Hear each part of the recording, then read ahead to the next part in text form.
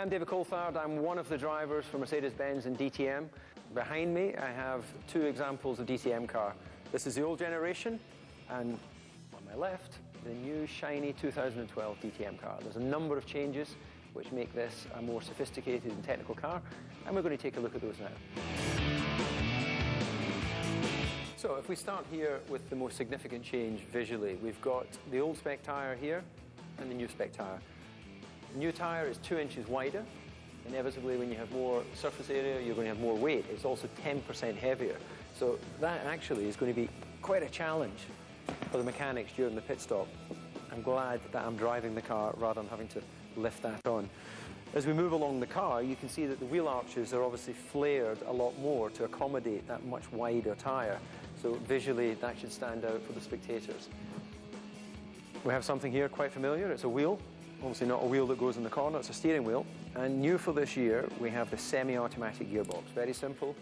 Right paddle for up, left paddle for down, and then the normal array of buttons that are needed in DTM. So speed control and neutral and the likes. This car is a coupe, so it's a two-door versus the old configuration of DTM, which was four-door. Not so good for taking passengers, but very good for the racetrack. And then moving along to the rear of the car, what we have is one of the standardized parts that's in DTM. In the interest of controlling costs, we have a single element, larger rear wing with a huge gurney here. This is what we call the gurney on the back of the car. That looks to me about a 30mm gurney. And when you compare that to the old specification of car over there, you can see it was a much smaller multi-element wing. So overall, it's designed to promote closer racing, more cost-effective racing, and as long as Mercedes win, we don't care. So DTM is all about safety first. And what we have here is a crash structure which is actually bolted on the front of the car around here. So the gap in the middle will be filled with a V8 4-litre engine producing about 500 horsepower. So you'll have your nice Mercedes-Benz power there. Keeping in the theme of safety, what we have here is a removable crash structure.